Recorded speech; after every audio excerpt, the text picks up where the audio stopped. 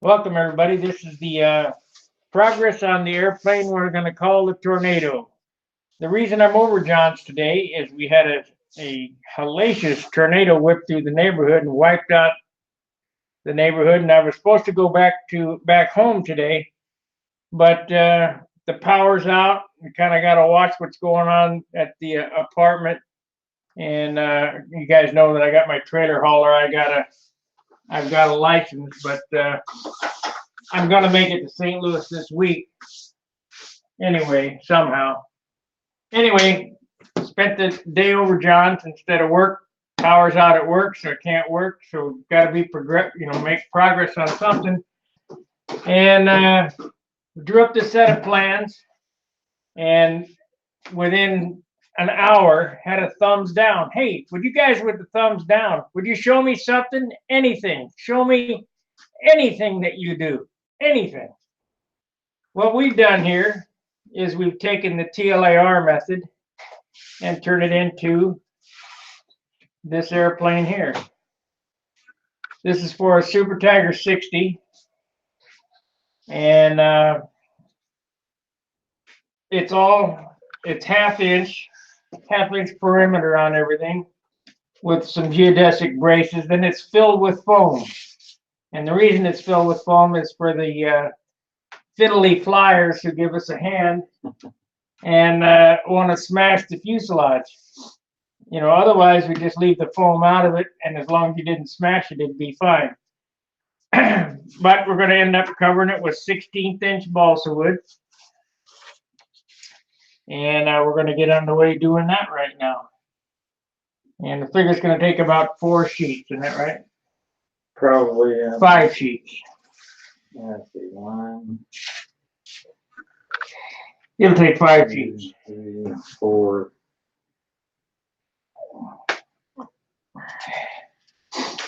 So the first thing we're going to do is edge join these sheets, and we're going to take up our plans. So I'm going to take up the plans, move the camera, edge join it, glue them together. We're going to laminate them up with finishing resin, trying to make it light. Get a little height there so you can see what we're doing. Probably a little clearer on the picture anyway, that way.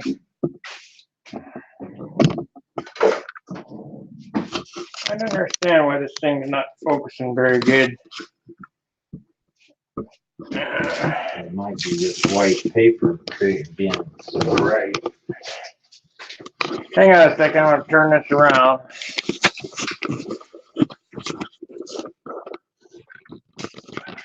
There we go.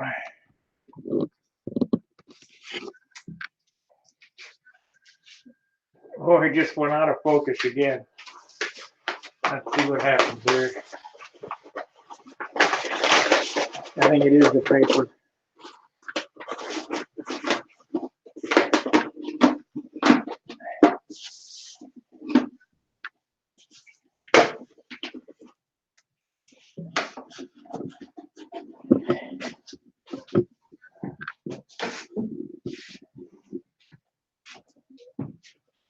I guess I can I'll put a link in at the bench, so you guys can come in and see. Make sure to give me a thumbs down, knuckleheads. Let's see here.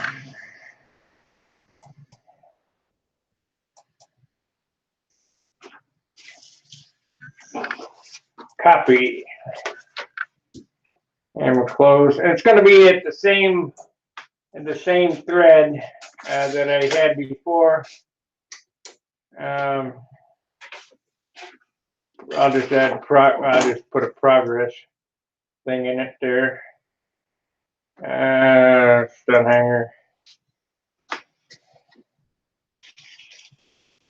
And we got one member waiting to join, so I have to do that.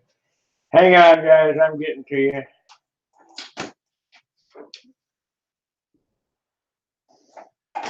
Well, here's Mr. Nalford Yahoo. Rejected. Gotta use your real first and last name or you're not getting by me. Almost got approved. Reject and send an email. Okay.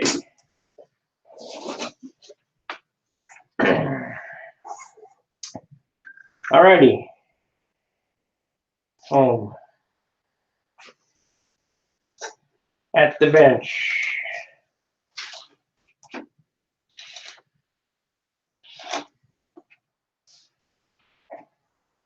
Only 11 views on that topic, so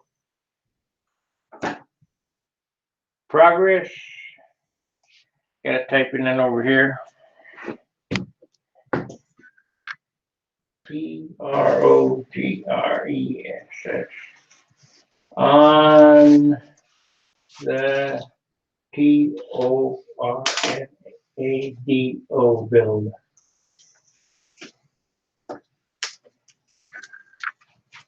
STREAM live. I don't know how long we're gonna have this on, but we'll have it on a little bit.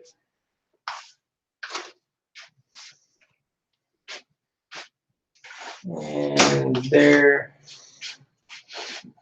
Control V, post. Jump on in and tell us what you think.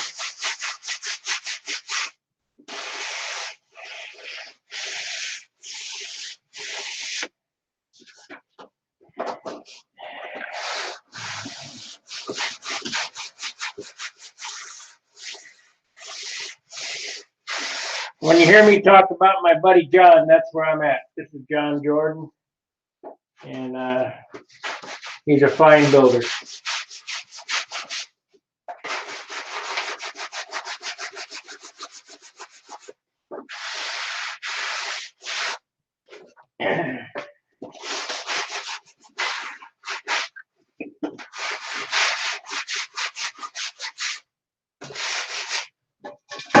Use this edge. And this edge, Leave this out. okay. Either one of these seem to be pretty good. We'll try them first and see what they do. Sometimes they just don't. Not very good. This one had some like knots in it. Shit. Let's take another little bit on one of these. This one. This got a nut hump in there. Oh, okay.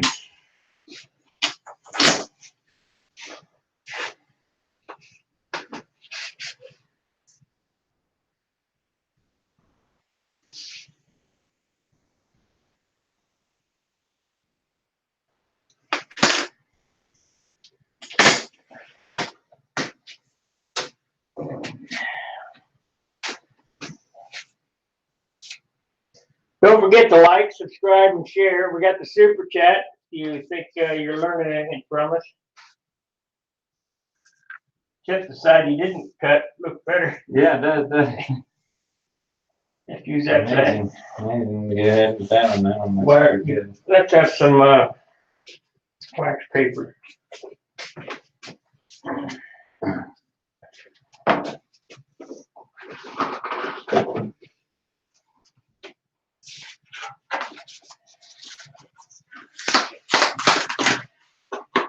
And wax there, parchment paper. But You like parchment better than wax? I like parchment better than wax. I think depends. Sometimes you get a roll that doesn't work very good. Doesn't parch. That's funny. Only just reflip.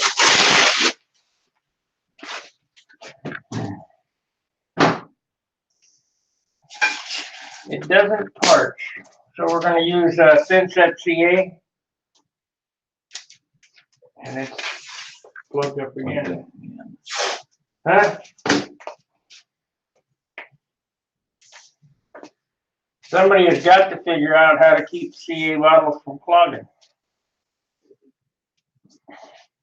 Gotta cut the nip off the end of it.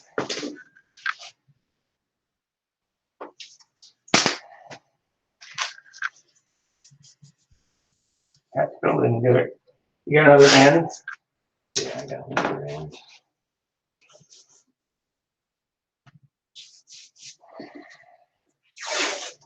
Don't glue where tape's at. No kidding.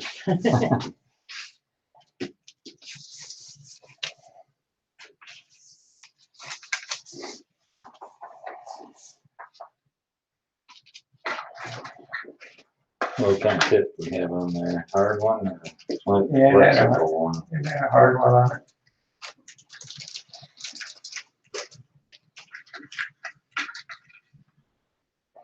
Might have to tape it. It leaks. Oh, it don't fit. No. Put that one on there. Nope. Those don't fit? Nope. Really? No. They should. They don't. Hey, these, they gotta stretch them on there. Okay. You can cut that a little shorter if you get it shorter there.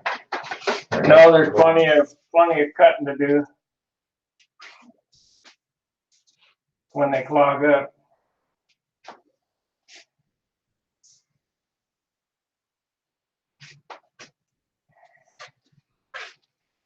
We'll get 2 skins cut and then lay them up in epoxy. Yeah, we'll get all the skins cut up, get everything ready.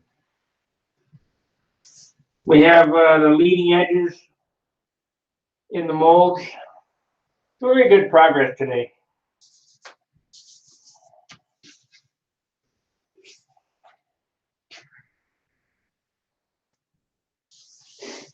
Huh. Oops.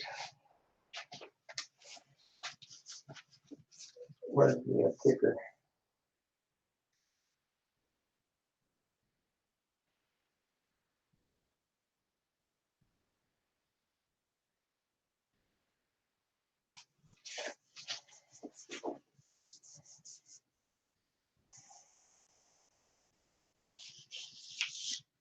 Come back here.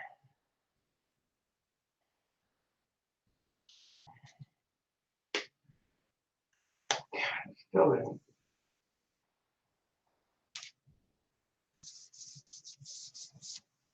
Maybe you want to use a thick set, eh? Well, a lot harder. Certainly doesn't want to stick.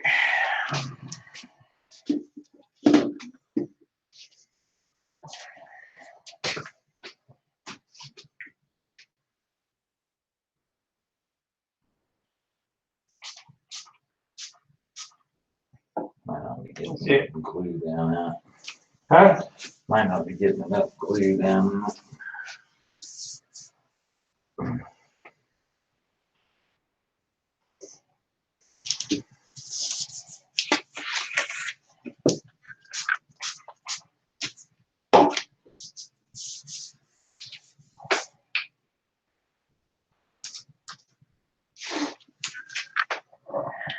Gluing my fingers to it. Put your finger right there. And kick it off. Okay. Sanding block. This will help kick it off.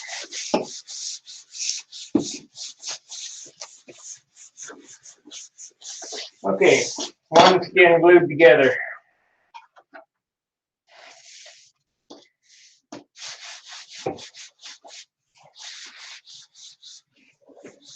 Yeah, don't put the glue on both sides of the wood. No kidding. What I always do, when he just mentioned that don't put glue on both sides of the wood, I put an X on the side that the glue goes. Yeah, mark it well. That'll always be the inside.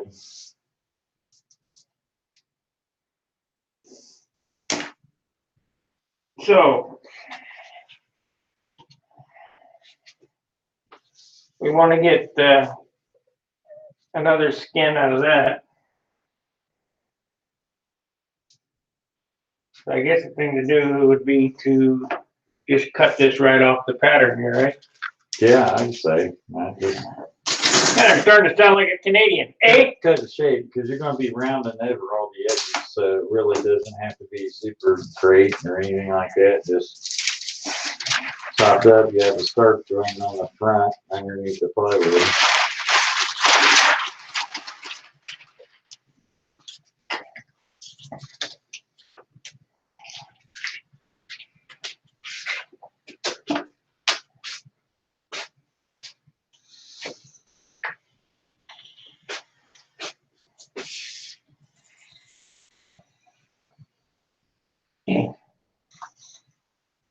That's some crazy grain there. We're gonna call us that Duke joint. That's what it is.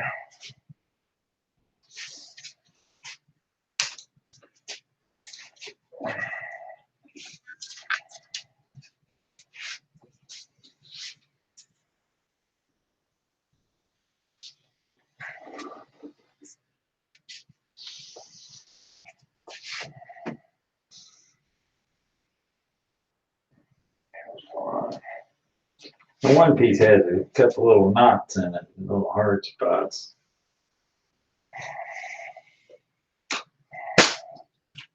More than a couple.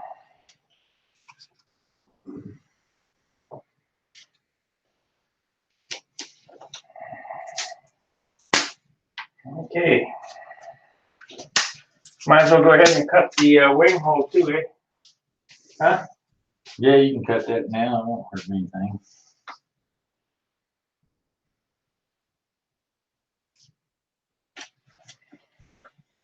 Cut across that glue joint again. That would be where it come out of that.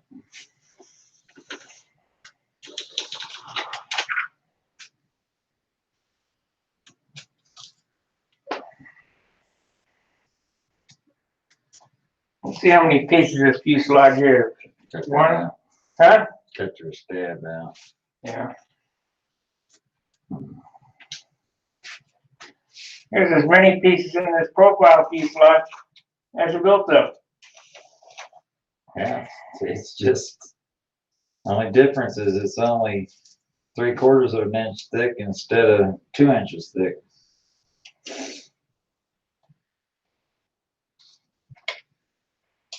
Your formers are a little skinny.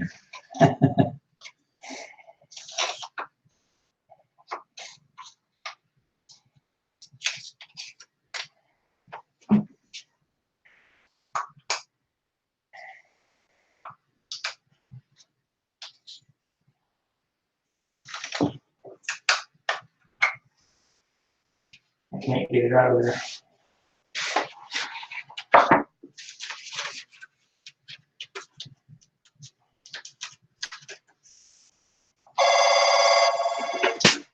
Hello? Answering that with my cousin from Chicago. I'll call him back later. Look at this piece of wood here. What am I looking at? I tried cutting that straight and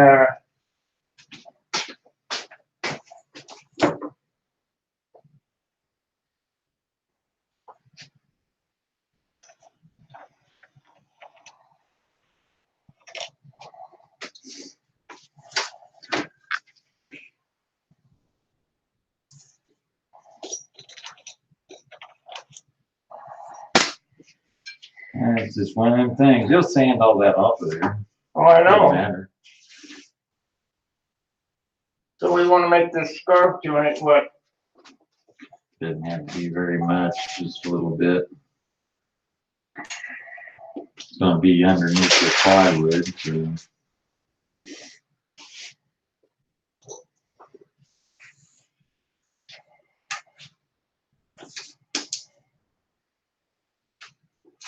This wood is pretty clunky.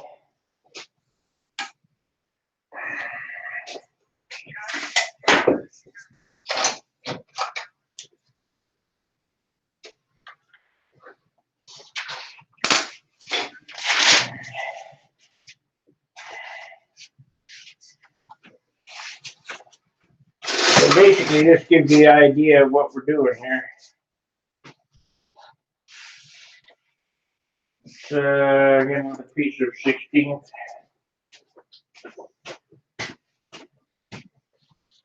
Get the heaviest piece I got.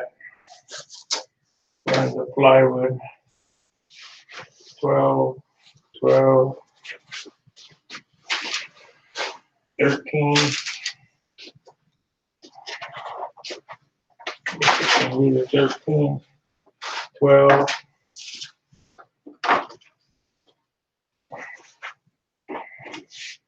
13. There we go.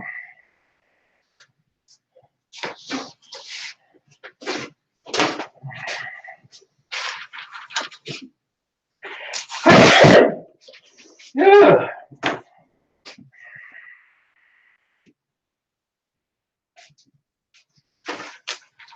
That's for the scarf joint. This piece here. I still got to join 2 pieces of it. So Okay.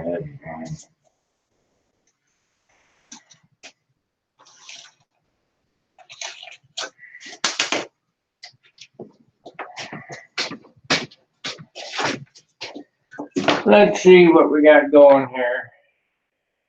I realize that we're not as entertaining as Rusty,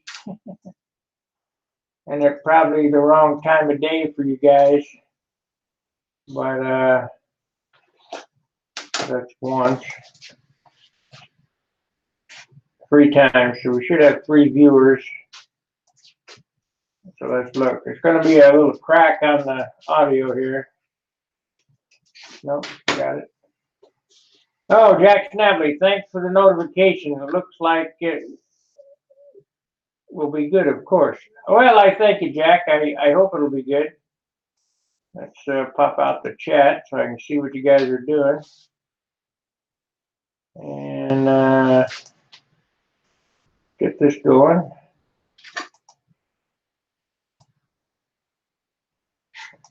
It's a little different when you're doing something than just sitting at a desk. So it's hard for me to keep up with chat and everything, but I'll answer any questions you guys have. Not only that, I'm on my laptop over here because, of course, I'm not in my shop. I'm in John's shop, and the power's out in my place, so this is better than nothing. A whole lot better than nothing.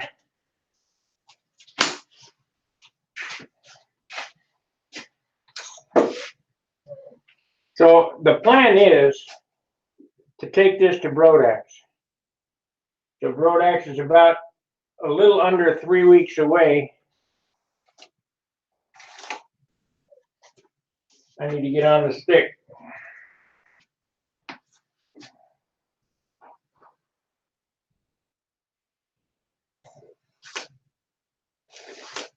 Part of the problem going to Brodax for me is you go all week and you only fly on Friday and Saturday before you go home. So I got to have another event to fly, so I figured we'll do a profile. Need one more piece, 10 order. So maybe I can get it down to that other if I scope it right. Here's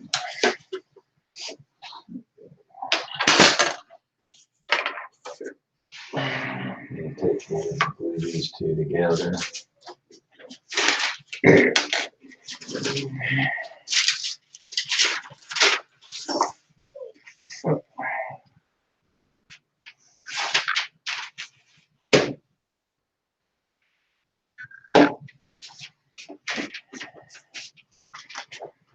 You want to join us? The link to the chat is at the bench. Of course, I don't have any tools on like Rusty does, so you can, if you're a new visitor, you can just come in the chat and talk to us. Or you can watch.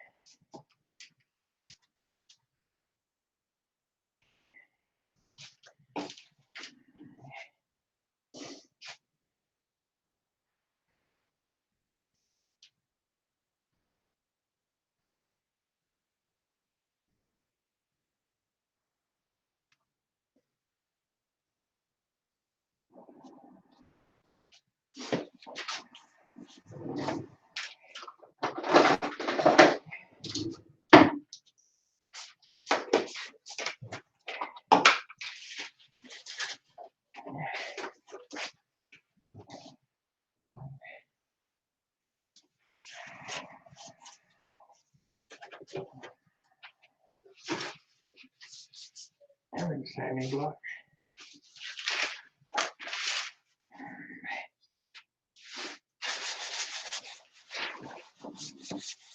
Doesn't matter because it'll be underneath the seating. The doublers. Good side up. Is this good side up on this? No. X is glue side. Okay, that's all. Huh? That's all I wanted to know. So X is the glue side, which is the glue side on this. That's the glue side right here from what it looks like. No. That's glue side. And Trying to get as much out of this as I can.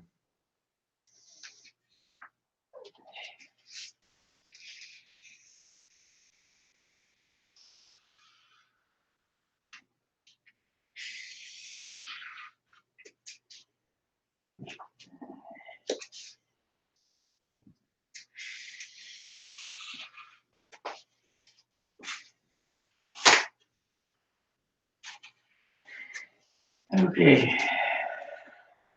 Now let's take this and sort of flip this over and mark the outline on this. I might be able to use them two pieces. This piece goes on the other side of the fuselage. Right. I might be able to use this one glued onto this cutoff, glued onto this piece. Maybe. Maybe. Maybe. Need to sort of mark that, cut that off, so we can cut that off there. That's fine. Felt in that's here. That's jar.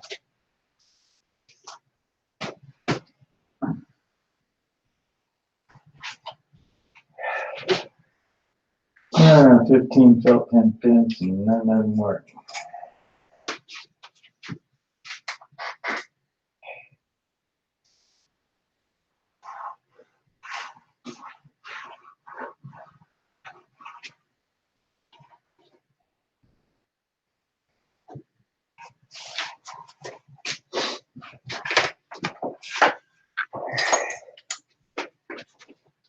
So the next question, Gerald Wimmer says, thanks, Sparky and John.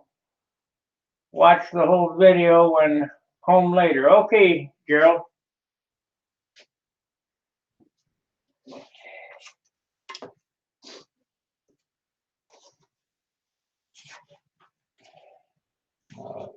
Perfect. Okay, so we need to take this off, put it on the other side.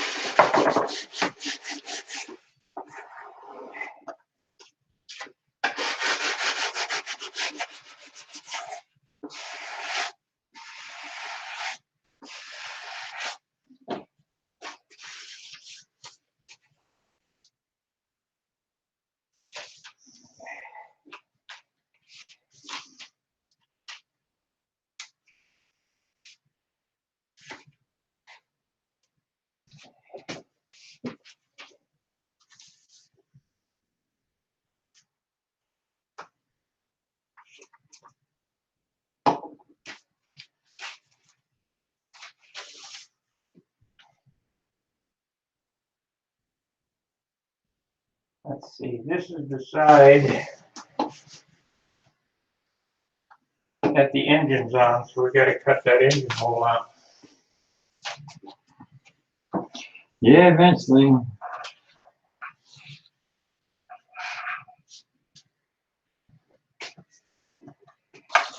got another question here.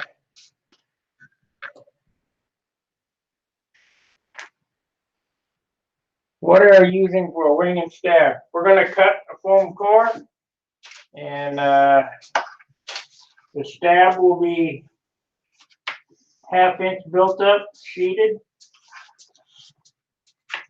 This airplane, if you watch the first video, is 100% from scratch. From the quick drawn plans that we did, to, Give me a pen.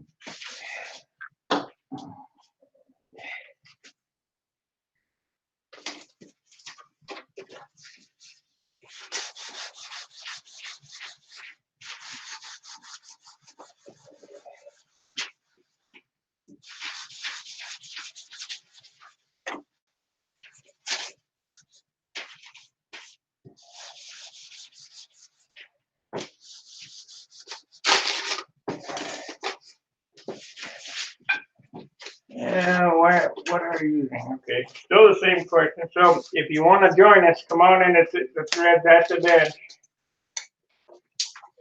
You didn't put a taper on this, huh?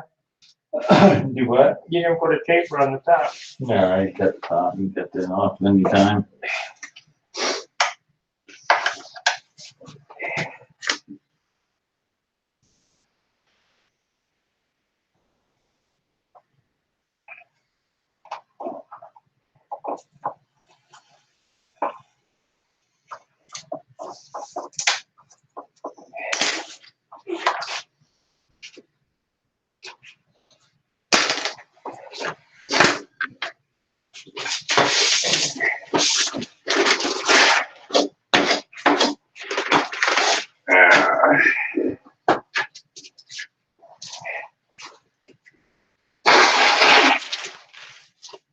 So we need 2 more sheets, right? 2 more sheets.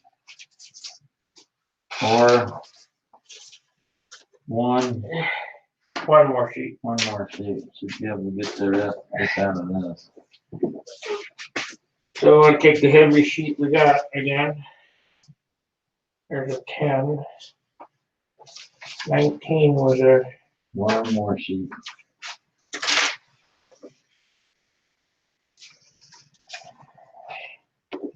19.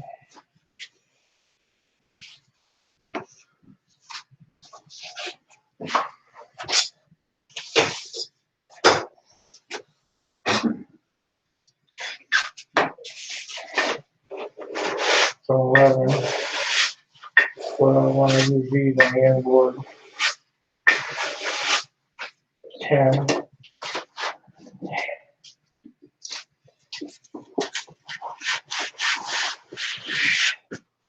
You get 3/32. Could have swore I brought more 16. All 3/32 stuff.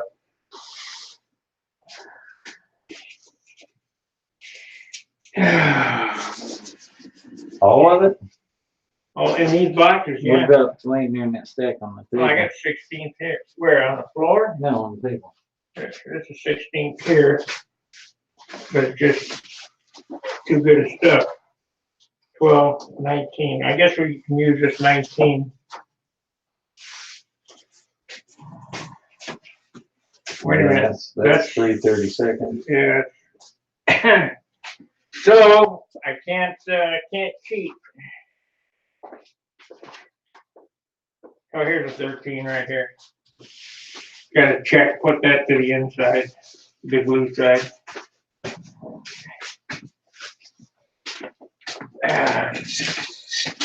Hey, we got an $8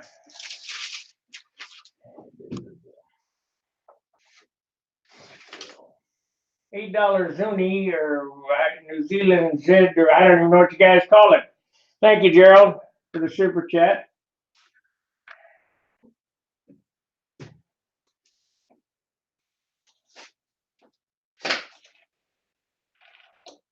We're not making a killing on making videos, that's for sure. Appreciate anything you guys can do.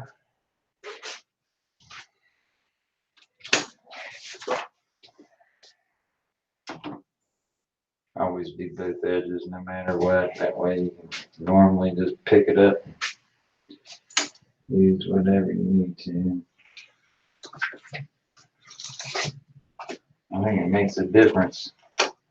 These scalpel plates aren't the best for this because they tend to walk. They're a little flimsy.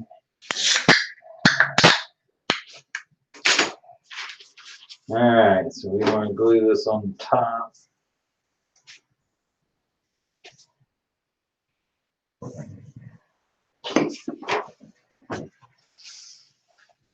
You better put this fuselage, make double sure. Yeah. This side's gonna go on that side, am I correct? You're keeping that on that side. This side goes here.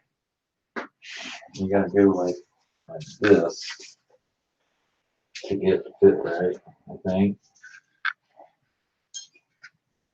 Yeah, I can't. It's gotta go up that way. There we go. That's fine. I just made sure I had enough here and here. Okay. Hang right and tip back. That's gonna be the inside. Blue side. Really appreciate the super chat, Gerald. Rusty appreciates it.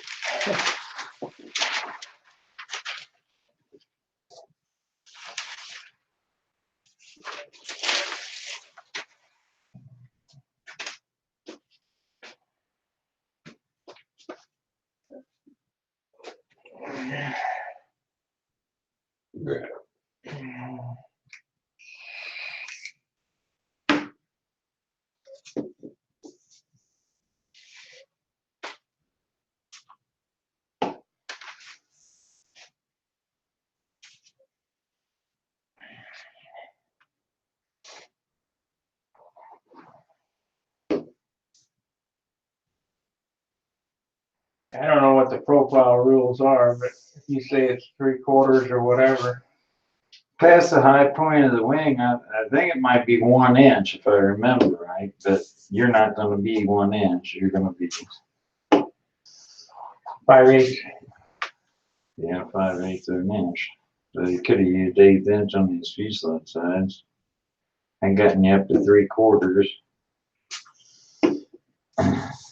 Yeah, why? Because you can. It makes you, the thicker it is, the stronger it is. We're not building this to crash. Yeah, but you don't want to flex either.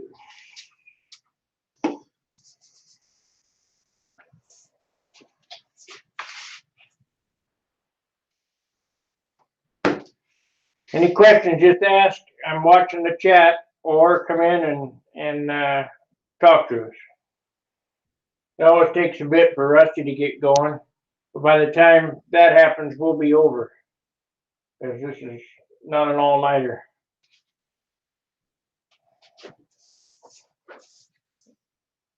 Rusty can really go on. Well, I'm typically go to bed by 9:30, 10 o'clock, and I don't stay up until 11, 12 o'clock waiting for those guys. We're at 9:45 now, aren't we? Yeah, I'm at hour past my bedtime.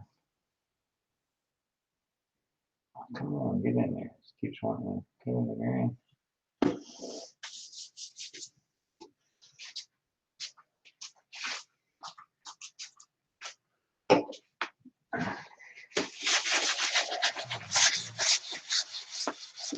I'll get this laid up with epoxy and let it dry overnight. Mm-hmm. Go to bed after that.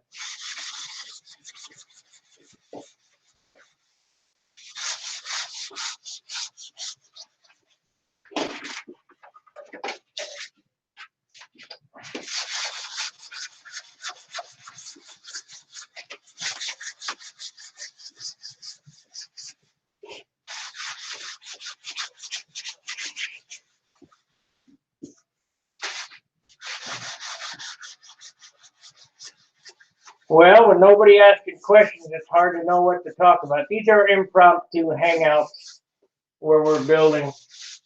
So without questions, I don't know what to say.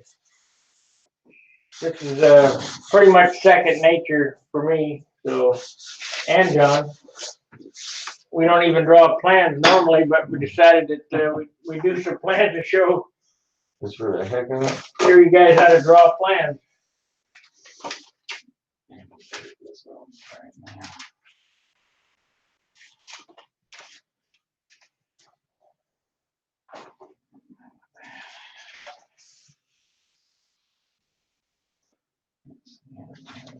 Like Go that way. We don't need any of this scrap, right? Well, I just want to utilize as much of the wood as we can, you know. Make sure we're not.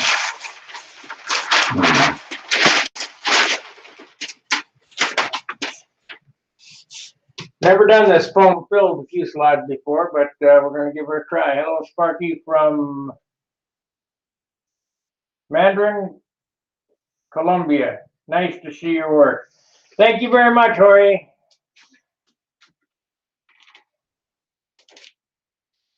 It's not just my work, it's John's work too.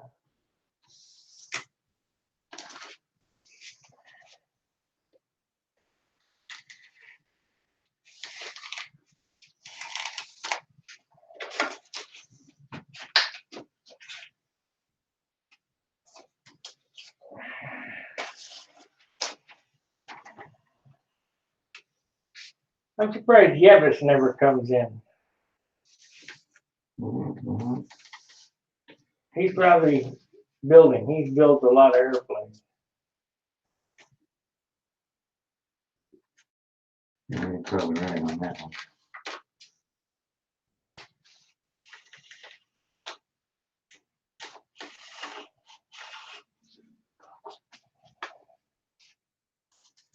Wasn't there a guy from South America that built an airplane here a while back and started up a website on your forum, if I remember right? Was going to start selling some kits with some like honeycomb shaped cutouts in them and such. And I don't know whatever became of that. I think he passed away.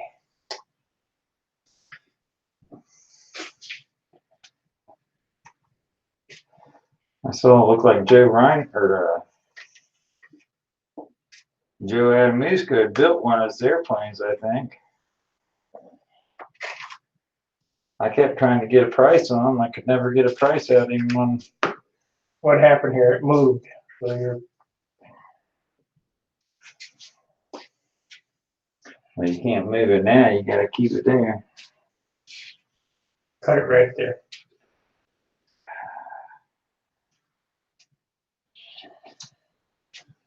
Amplifier. How the hell did it move it?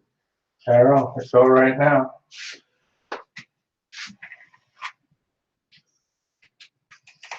Super fill.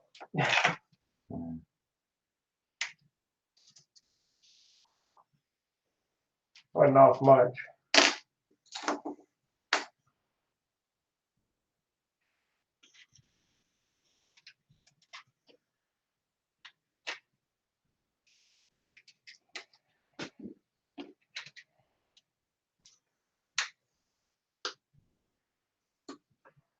Close enough. All right, so we need to make a nose piece for it.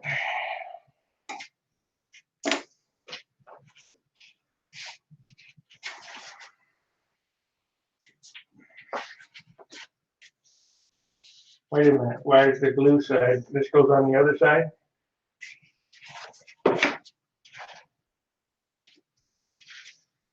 May have just made one for the wrong side. What man is that one? Not thinking. Nope. I suppose. It's alright, it'll still work. This is all sanded smooth, you'll never see it. Put it on like that.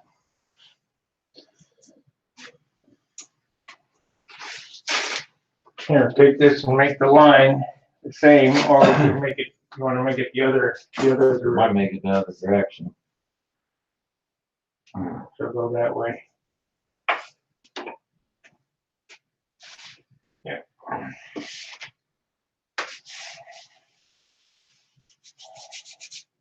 Let's see here. Yeah, a little tape measure Tape measure. or a ruler. I went back here 10.5 inches or something like that.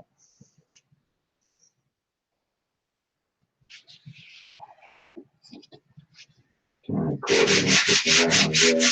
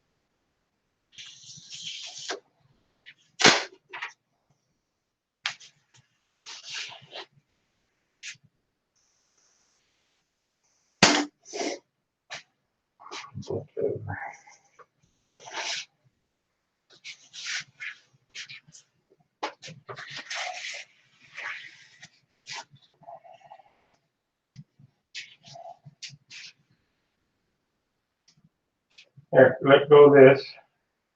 Make sure those are together, or you can just tack them together. I'm fine. Go ahead, put them on there. Since it moved now. Just line that there. We're going to go online. That.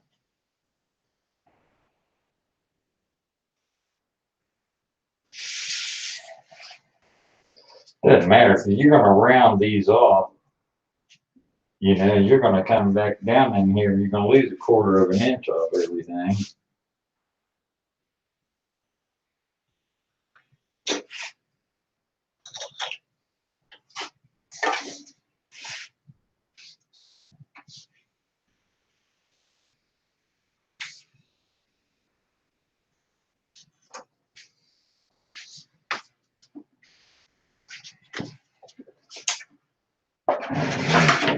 Okay.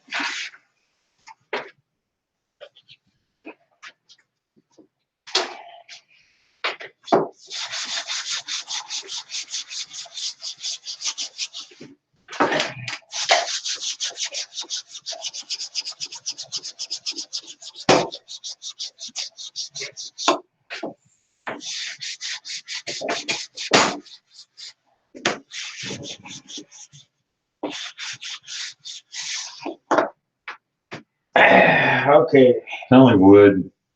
Yep. Sweat the small shit. Pardon me, French. So,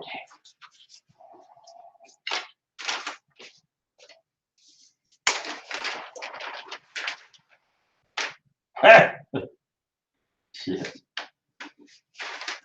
Wood. Once you get tissue and everything on, you'll never know it sooner. Okay. We are ready to glue, correct?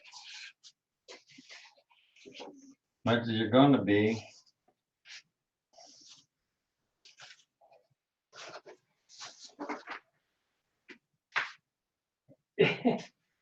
Are you being a smart ass or something? No, I can't read, so especially if you write it in cursive, you know, they quit teaching us how to read in cursive. yeah,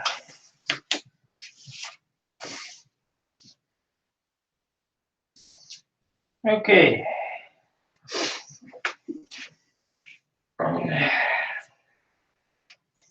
Let's see, we got a question here. Will be interesting to see the control system. No, I'm not going to make internal controls. I changed my mind. We're gonna go for the easy. I only got 3 weeks to get this done.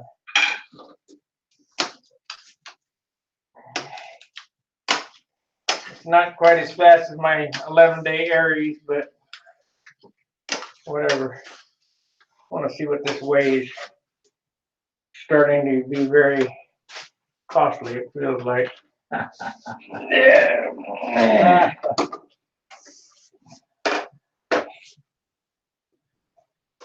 5 1/8, 5 1/4 ounces. This is 6.5. Think. Yeah. 5.5. Okay. So let's do the glue. I guess we could glue these together first, right? Yeah, you can. That would be a good idea.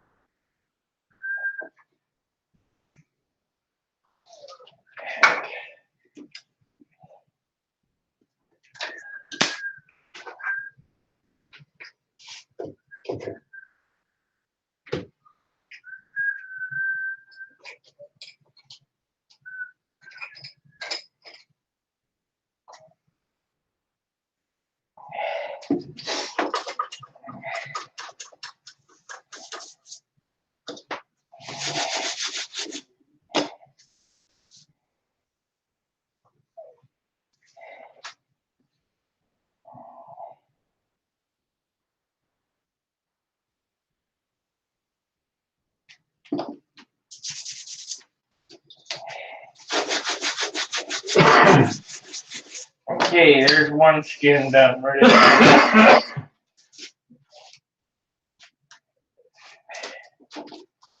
go? And here's the other one.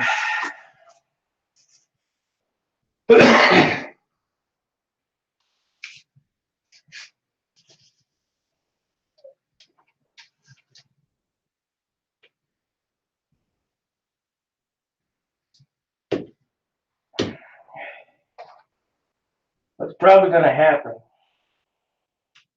this thing's going to get the Z-Proxy finished with clear dope, and then after Brodax get painted. Yeah, right. You'll never be able to deal with that. Yeah. You'll have some kind of fast finish on before Brodax. It's going to have to be one of them 2-day finishes. Been done before.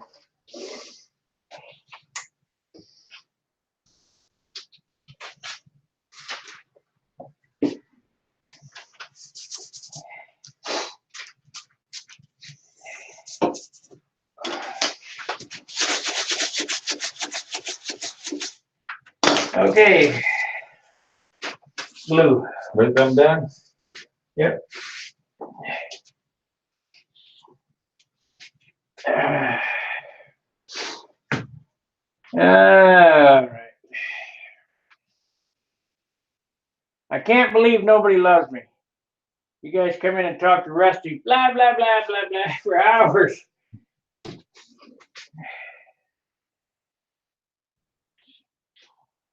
The threads that at the bench or the guys who got the notifications can come right in.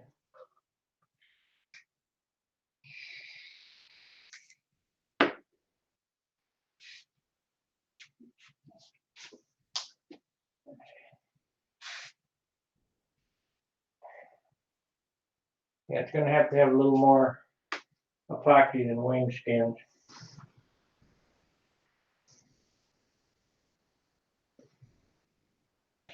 Do you vacuum that core off real good? No.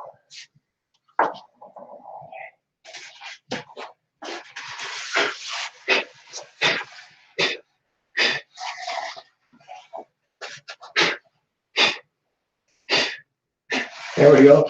Vacuum. Yeah. I can smell it.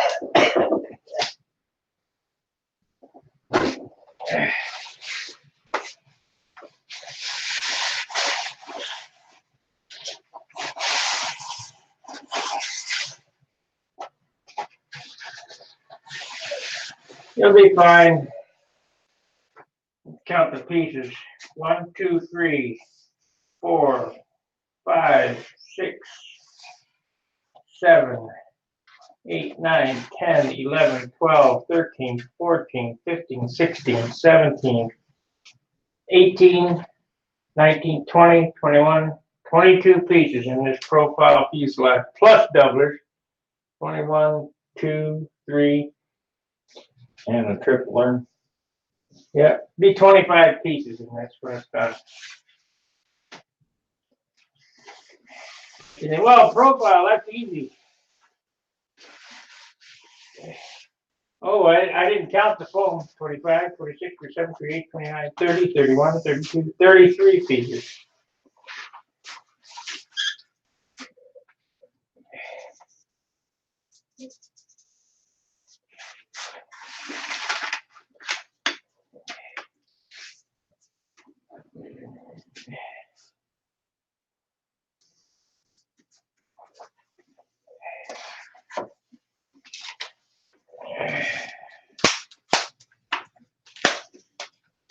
Push them out there.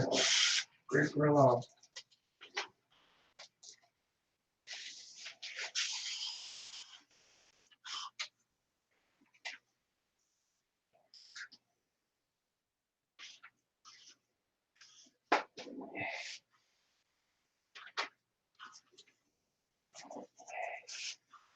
You do the edges.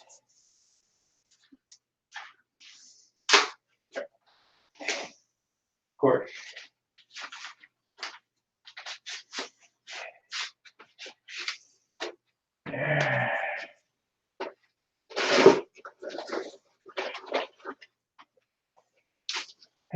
I need a piece of plywood, really.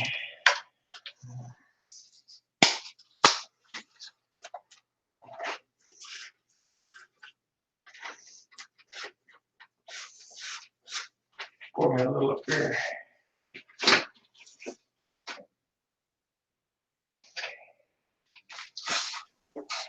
Nice. Yeah. Hey, Oh, Gerald. Steve, Hey, yeah, Gerald. yeah, we thought we're on my cell phone, so it's not the best, but I wanted to come in and say hello and say we both appreciate what the two of you are doing, and it's good to see the progress of the model. Thanks very much. We appreciate it. Yeah, at least I didn't get a thumbs down from you. I love these guys. Thumbs down. Show me one thing that you've done. It's crazy, but it just seems so unfair that people put in so much, but it's not always appreciated. But yeah, Otto's here with me now too. He's they're on the school's on strike, so we've gone to see my parents today. So you're in Carl, we're at my Uncle Cal's room. modelling room. You say the school's on strike. Yep. Yeah. What Yeah, they want more money. Normal story. Yeah, typical story, isn't it? Yeah. But you've had a couple of strikes this year, haven't you? We've had a couple. You ready? So Yeah, you One can more. put it on there anytime you want to. Don't put the glue on the wrong side on this one. It goes on that side.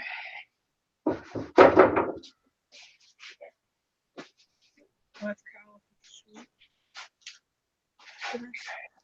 so how far away are you aiming for? When is the Brodeck meet? We gotta go that way. It's a Father's Day weekend, which is about the, Gotta go that way. how much? I'm flush right now. I can sand the back. Yeah, I'll push it just way however far you want. Okay. Yeah, it's about 3 weeks away. The Oh, okay. I think the weekend prior, the week prior to Father's Day, so that's like the 14th, 15th, 16th, and 17th or something like that. I think. They don't have a whole lot of time to finish this, but I think I can do it. Yeah. Well, you can add to the finish later, like you said. Just get the fuel proofing on basically, and worry about detailing it after Brodeck. So. Yeah, you don't know me very well. I say that, but John knows. I'll have some type of finish on it, I'm sure. Well, he couldn't live with the scabs on his elevators on his one plane, so he come over here and we cut them off and made 2 new ones and primered them, covered them, primered them, and painted them in one day. And put them on. Gotta get things done. Yeah. Pour me out some glue. He sets his mind to something and then. Oh. If you look in the camera or in the video screen, my son Otto is holding up my brother's profile model. He's got a scimitar, Alan Brickhouse scimitar. Oh yeah, yeah, nice. So yeah, we were thinking of that when you started building your profile model there. But he wanted a practice model before he goes onto his he hasn't flown a lot of stunt for a while, so he wanted another profile to get practicing again, get up to speed again. Funny that you'd say something about school and then mention Alan Brickhouse because he was a music teacher in school. Oh wow! I flew with Alan quite a bit, and myself and 4 other stunt flyers were the only stunt flyers at Alan's funeral. And there was at least 5,000 kids there.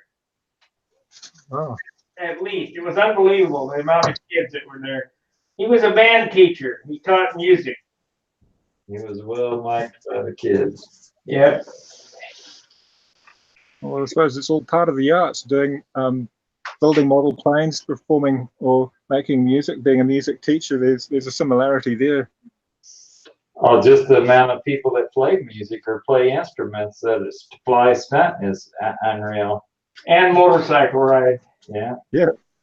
Yeah, that's true. There are a lot of motorcyclists in our own aero modeling club. I used to ride motorbikes. My brother still rides a Moto Guzzi. He still like to get an FLH Harley, but he's got his Moto Guzzi that he enjoys riding. Me and Sparky both. Yeah, Sparky was a Harley guy. And I was a motocross guy. Liked enduros and motocross, cross country. Riding in the dirt, flying through the air, doing 60, 70, 80 miles an hour and going flying 100 feet through the air. I guess it was flying in its own way on two wheels. Oh well, flying behind the handle's a lot safer anyway. Less broken bones. Yeah, I've had a few of those too. Not much. Blue, you think? That's flying. Too much probably, but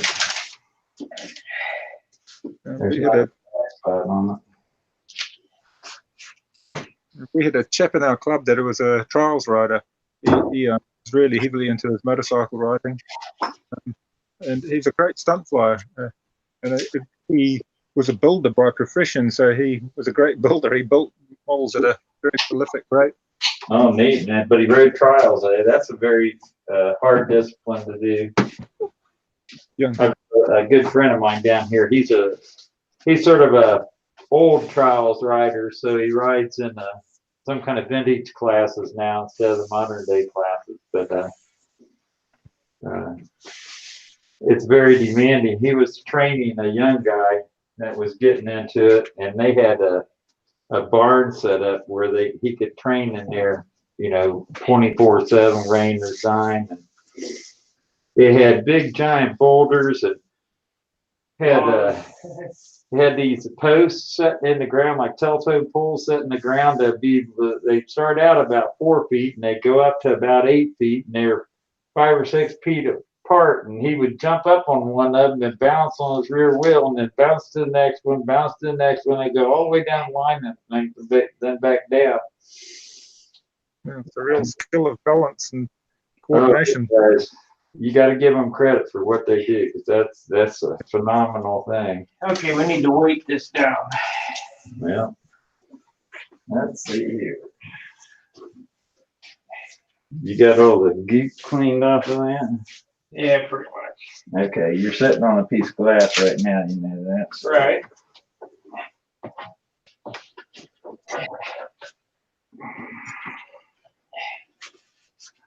And we'll take this piece of glass, set on top of it.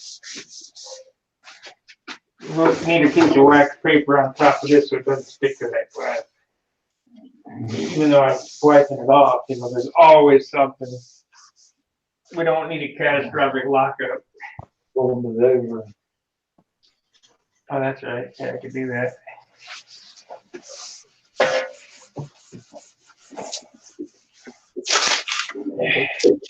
Doing a profile, how are you going to fit the tank in? Are you going to go for a wider tank or a deeper tank? Because it's, you can't fit the normal standard length in. I got, what do we figure, 6.5? He could fit 6.5 or 7 ounces. 7-ounce tank on it right now. And if he makes it a little taller in height, instead of just 1 inch tall, he can make it 1.25 inches or something like that. He can get 8 ounces or so in there. But Or I can run an 8-ounce clunk tank. I think a Super Tiger 60 only uses about 6.5 ounces. 6 ounces, is it? I can't remember. Ah. Thank you, Trevor. Trevor Perry. Hi, guys. My apologies, as I was watching through Apple TV and I accidentally gave you guys a thumbs down through a slip of the thumb. I have changed it to a thumbs up. Oh, that's good. What glue have you got there? This is Z-Epoxy we're using. It's a finishing resin.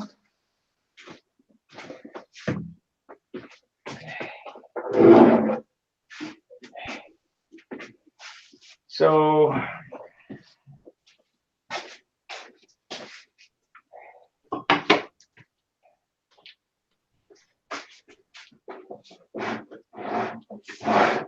tomorrow morning, when we get up, the fuselage will be dry.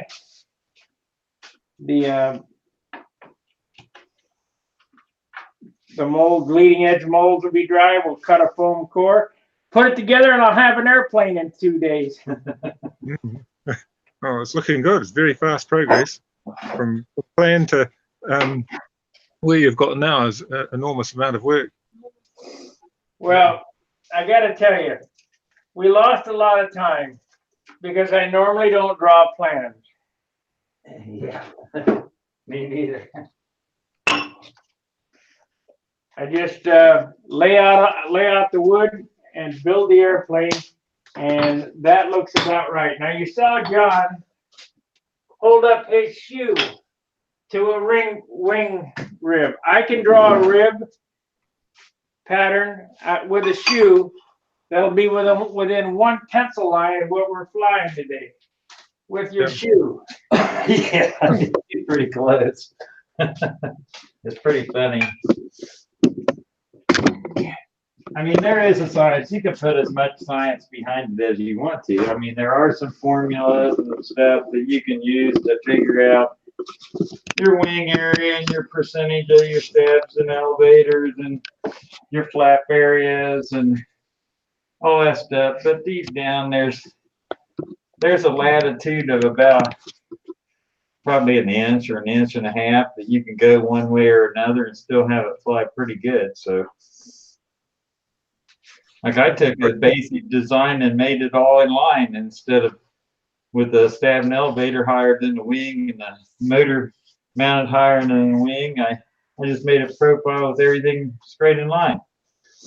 And well, it's pretty doggone good right now. Still needs a little trimming, but it's a good flying airplane. And I didn't do anything except, well, like Sparky, no plans, no nothing. I had a lost foam wing. I built that wing, put it in there, and just used your standard numbers.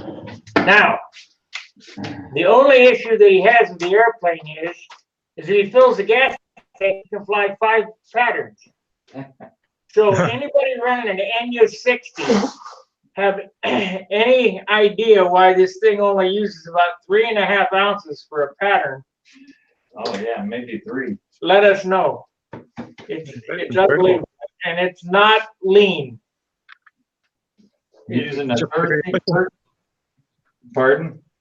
It must be a very efficient motor. That was the AAC one, wasn't it? That one. No, it's a ring motor, but it's one of the last batch that they came out with, but except it was a ring one instead of ABC motors. So it's a CSX or CCX or. Why don't you go get it and show it to them? Where is it? Is it upstairs? Well, I got another one right here. No, I'm talking about your airplane. Oh man, it's upstairs in the garage. 61 CXRS Pro. I mean, so it's a newer motor.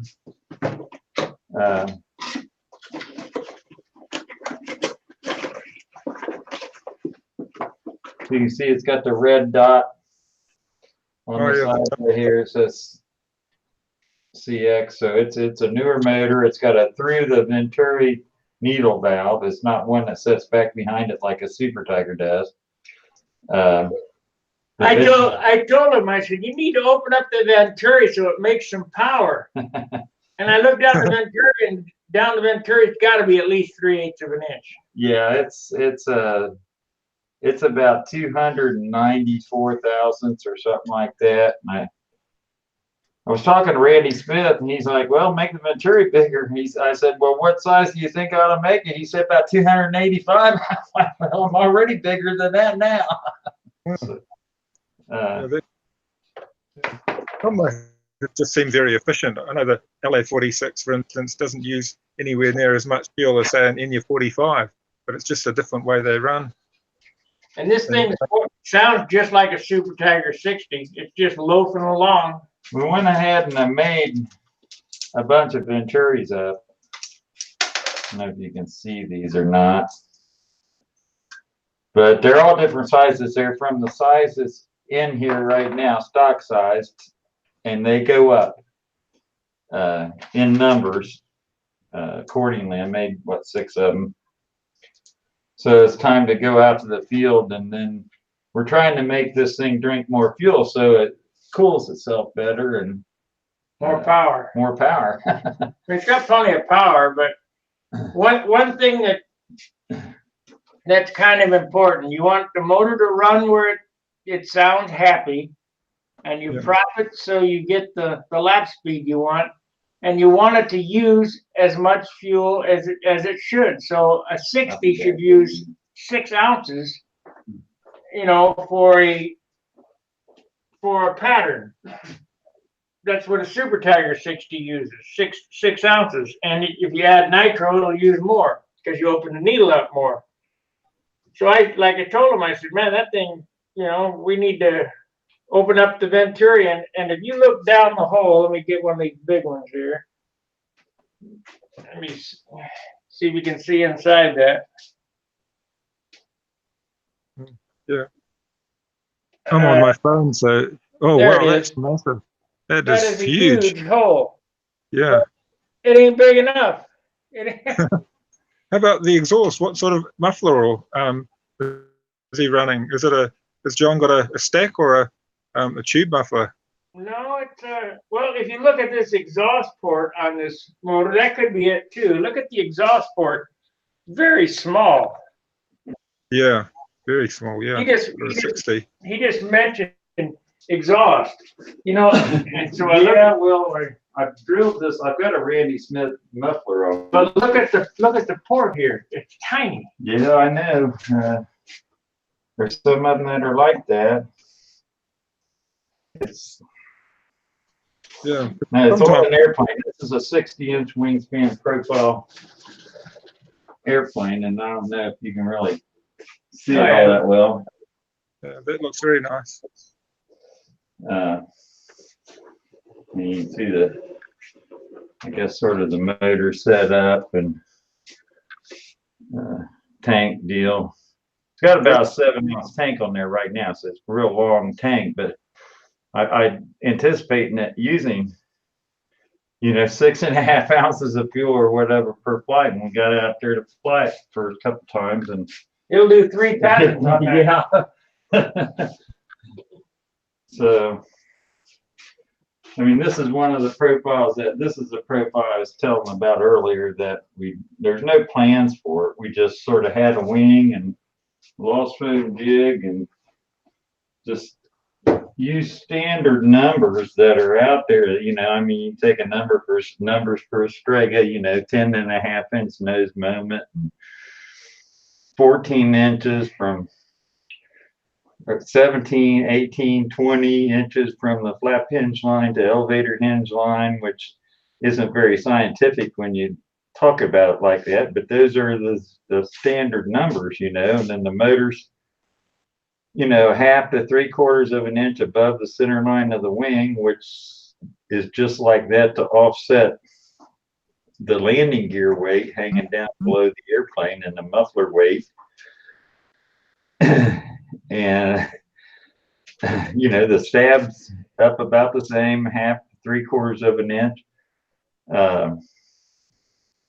It's just just standard measurements. You go to the NATS or anywhere else and you measure all the top 10 airplanes, they're going to be within probably 1/2 inch of one another, with airfoils varying slightly from real thick to a little bit thinner, depending on if they're electric or glow. Well, I suppose it's like a lot of sports where everything ends up following a similar pattern, whether it's racing motorbikes or cars or surfing or whatever. A lot of it becomes the most efficient form. And as long as the model has the right moment and it's not built over heavy and it's not warped or anything, they should fly relatively similar too, I suppose, if we're all following similar proportions. Absolutely. And then we've been tweaking around with little things, but they're more for, it's not more for actually changing the way the airplane flies. It's more for personalizing it to the way you want it to fly as an individual. You do a little bit different, you fly, one guy flies a little more tail heavy than the next guy does, a personal preference type thing.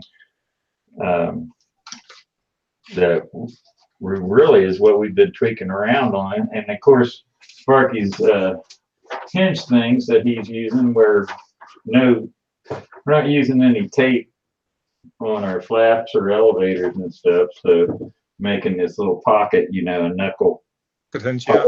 thing that sort of curves around in there, and it. I guess the verdict's out whether it really works or it doesn't work, but I like it. it's neat. It's different.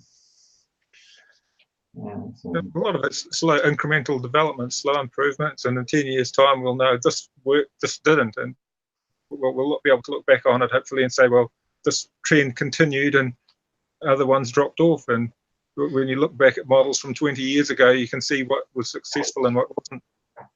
oh, absolutely. You know, you look at Big Joan Greenway's stuff where he had 3.5-inch thick airfoils and stuff like that, and they're running Super Tigers and trying to 4.2 everything. Well, everything was winding up. Those hinges were 20 years in the making from 1950. They were used in the 50s, and the guy who told me about it 20 years ago, and I had no idea what he was talking about. And I just happened to be sitting on the couch and come up one day and bang, that's how they work. Well, it's got to be more efficient than having tape. The resistance of tape when you're trying to move your controls doesn't sound like free controls, and the pocket hinge sounds a better aerodynamic solution. Well, I got conned into taping hinges one year at the Nats. Bob Whiteley talked me into taping hinges on my Supermarine, my S6B, and I almost hit the ground. And I ripped that tape off, and no way am I ever going to tape hinges ever again. And the controls are so sticky. Well, everybody was making anyway. There, even if you put the wedge on the front of your flaps and your elevators, you know, to make it to a point where your hinges are at, you could get that as tight as you could, and they claimed it still bled air. But then they were making the stab a 1/4 inch thicker than the elevators and created a dead air spot, supposedly to stop hunting. Yeah. Whether or not that does it, but it does to some effect work, you know, because it moves a little bit before it gets in the slipstream. But this is all sort of like that too, because the elevator is a little bit thinner. It's a good almost a 1/4 inch thinner than the stab. So it's also doing that. Plus, you know, going up in that knuckle, well, the air can backflow, I suppose, can go over there and then curve around and go through there. But You're going 200 miles an hour, maybe. I would think it's be more likely just to flow right over it than to, you know, bleed through the hinge line. I'm anxious to try the new setup with flaps. The flap, Also like that, you know. yeah. So I only did the elevators on this That's one. all I've ever done until these new ones. But my new SV, that's got, or my new Geo's got that in it. Right. We really appreciate you guys watching, and Probably pretty boring. yeah. Oh no, it's very interesting. I learned a lot from it, and I had both my boys watching this morning because they were home from school. I said, okay, here's your schooling. You can learn about how Sparky and John drew up a plan. And they sat there and watched it, and they learned. And often you might not get the feedback, but I can honestly tell you that as a family, we've learned a lot from Stunt Hangar, and what each person has added to it has really helped our modelling, and it encourages people. When you can see other people doing something and how successful they are with their ideas, it definitely encourages others. So, Well, I got a lot of we've enjoyed respect for you, because not only do you talk modeling, but I can actually see some progress in the background. You guys talk BS, and there is no progress. I understand maybe both of your boys are very sort of artistic, like to draw. yeah. That kind of Yeah, stuff. Yeah, well, even my wife, who flies as well, she learned to play the piano, and she's got an artistic side to her as well. And she's quite a good flyer. If she practiced more, she'd be a better flyer than me, because she pushes it a bit further. I tend to do the high pullouts. I fly safe. And my wife doesn't fly safe, but she does crash. Her airplanes are your airplanes. Who cares if she hits the ground, right? I end up fixing them. That's why. But yeah, she's good. Well, with their artistic abilities, you know, if you can give them a set of numbers to go off of, let their imaginations go wild in designing their own personal aircraft that are pretty much guaranteed to fly if you use some relatively good numbers. Yeah. I mean, if a ringmaster flies and a Trivial Pursuit flies and SB-22 flies, those numbers are all proven and relatively close, and you just use set parameters and draw one line down the center of a piece of paper, and the sky's the limit. My son Max has already designed his first model and flown it. It was like a stunt trainer, and he was 9 when he did that, and I've never flown his model. I just said, well, it's your stunt trainer. You designed it, you built it, you fly it, and he's quite proud of it because it's his model. And Sure. That's what'll drive him probably more to keep involved in it than anything. That's part of the satisfaction of flying model airplanes is building them and saying, "Look at that, I made that." Yeah. Yeah, my oldest son Otto did his scale model. It's a Hellcat, and he built that for the Nats.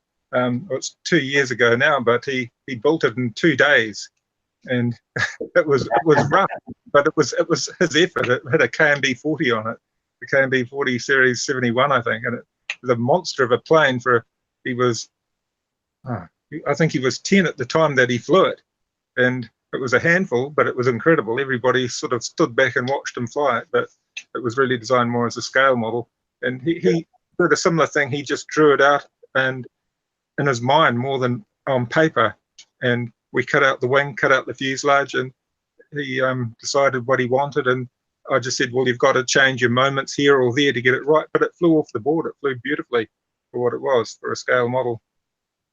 But he's got into flying stunt a lot better now. Otto was the one that was in with me before, and his patterns have improved a lot. He's got a lot more confidence. But again, by watching other people fly, being able to watch people on YouTube or on Stunt Hangar, look at the videos and see Sam Lonke doing so well, it encourages them.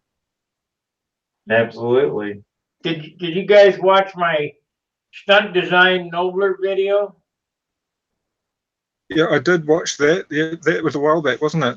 Right. Well, the reason I say that is all these stunt planes we're flying, all are Noblers. Yeah, underneath it. Yeah.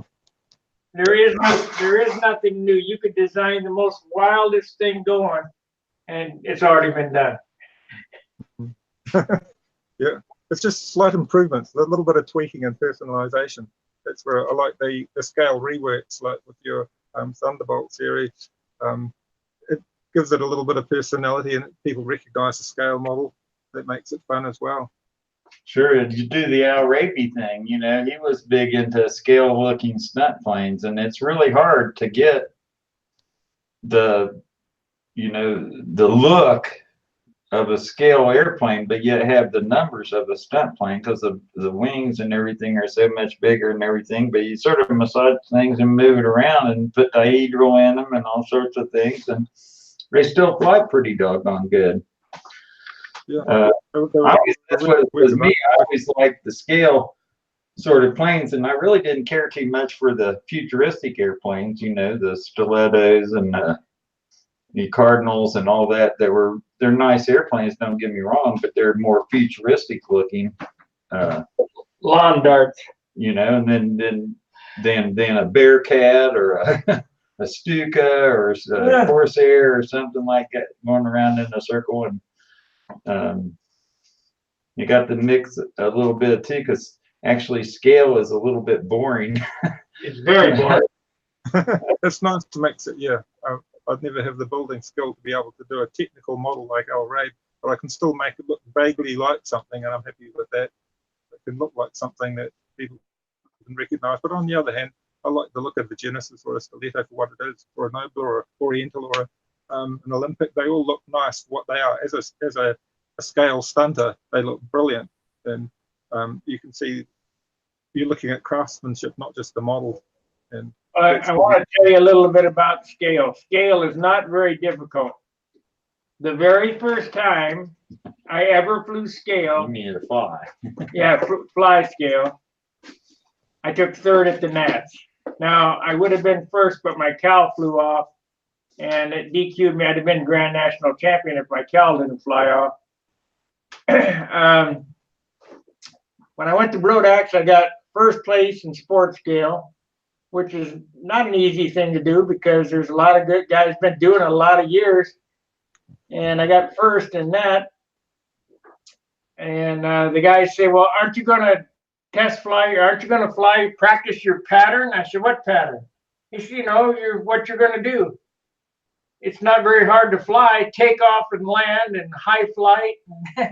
Throttle control. I mean, it's not very difficult. So if a modeler can build and build well, there's no reason why he couldn't win at scale at the Nats.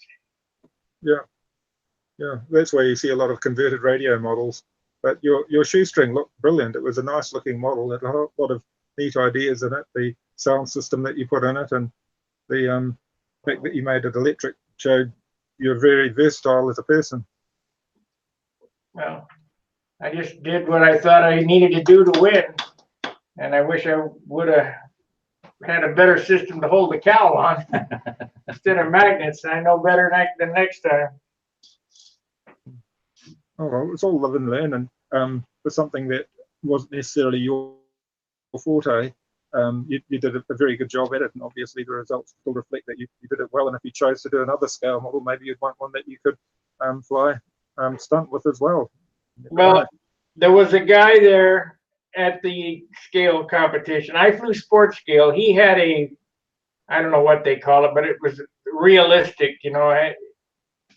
I don't know what they call that. It was an extra, what, Alan Goss airplane, the No. extra 260 or something? No. That was a Red Bull Air Race type No, airplane? no. The guy had a crop duster, and it was realistic scale, or An ag cat? it wasn't sports scale.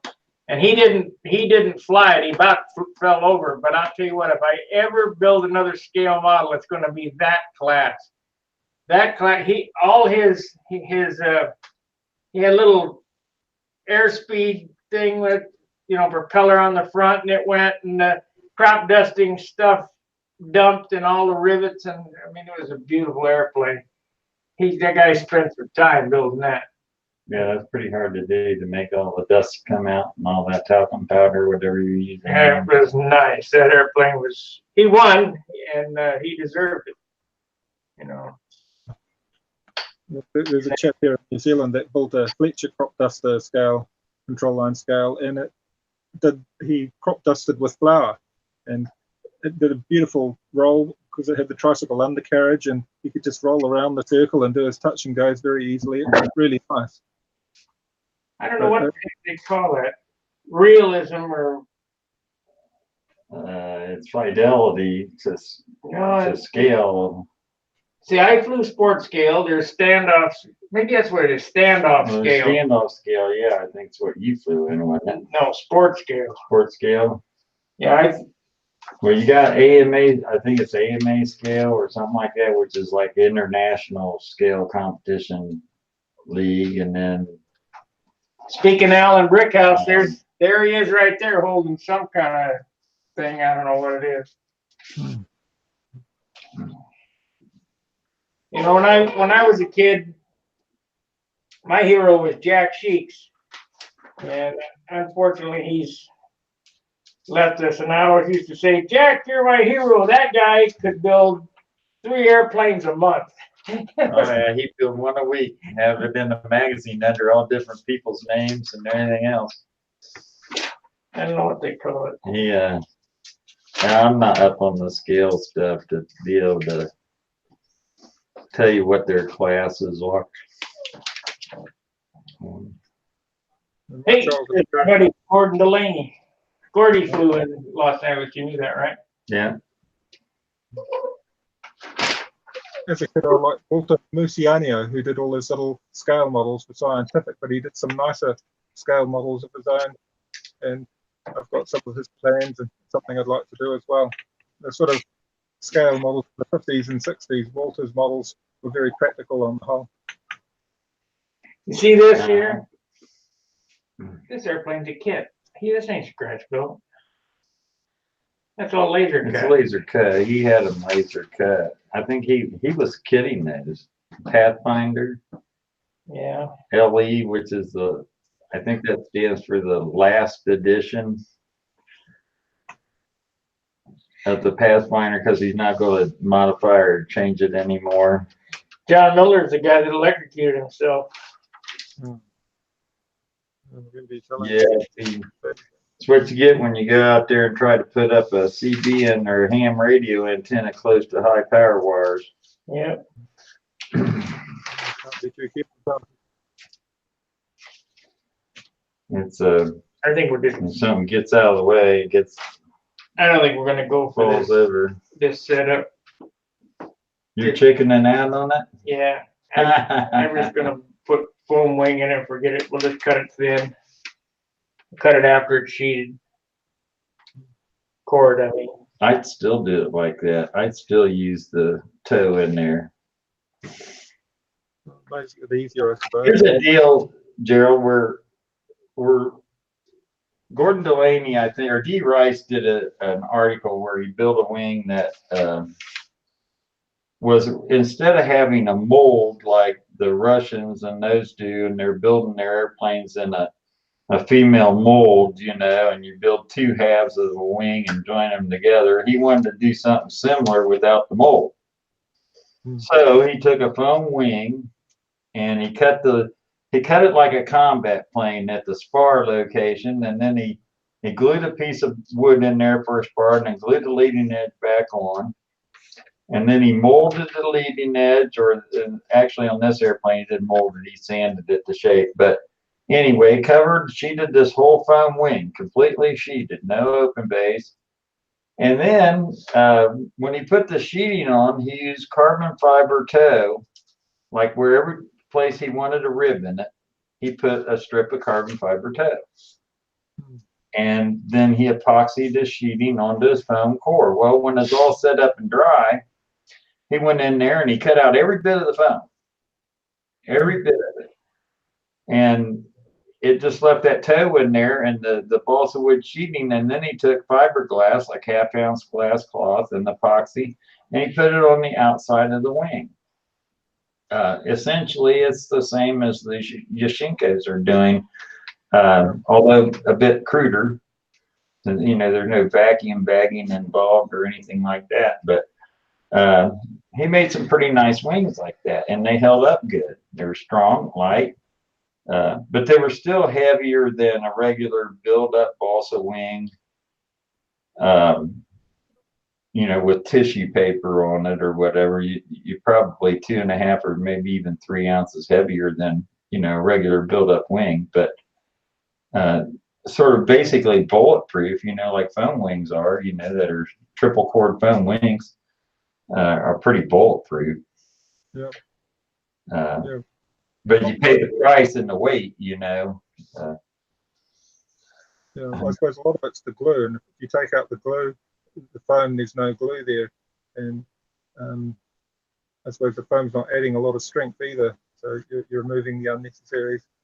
But yeah, Bob Hunt's methods have really caught on, his lost foam wings, and but I think he still does make the standard foam core, triple core wings as well, and he has said they're very strong. Mm-hmm. And I suppose for a lot of people, that strength would be the quality they'd be after. If you're learning, somebody like me would probably benefit from a foam cord wing rather than the complete lost foam core method. Just make it a little bit more durable, maybe. More than Have you ever built a lost foam wing? No, I've just built foam core wings myself. No, I've never built a lost. Once you build one, you'll never build any other kind. I guarantee you, they're so much easier and so much quicker and more accurate that you'll never switch up from them, from any. I don't care what kind. I've been building since I was 7 years old, and I'm 65. And I've never built a wing that's easier, more accurate than a lost foam wing. I should get And, my and they're so easy. If you've got the capability of cutting your own cores, you have a hot wire or anything like that where you could get foam and cut your own cores. I have. Yep. My sons are calling me to go now, by the sounds of it. But yeah, I've done that before, but I'll definitely give it a go. I'll give it a go trying to do a lost foam wing. But yeah, there's a lot of technology it's nice to try. It's like watching Tarian's Revolution, his model with all the composites, quite an amazing model, but I don't think I'd ever get that far to do a model with that degree of complexity. But it's amazing just to see how it has evolved. The hard part is sanding all the ribs to the shape of the foam. That's what takes the longest. Then putting it together, it goes flying together because you know, your foam is the accurate template to every single rib. So you sand it to the shape of your core. You cut that core to wherever you want a rib at, whether it's at an angle or straight or whatever, and just cut that core there. And that's your template for your ribs. That's the perfect template for your ribs. And, you know, a wing will taper from root to tip. It'll even sand that taper into the surfaces of all your ribs. It's just it's like a no-brainer. Are you about ready? Yeah, it's about that time. Well, guys, it's late for us here. I appreciate you watching. Make sure. Well, thanks for the video. Good night.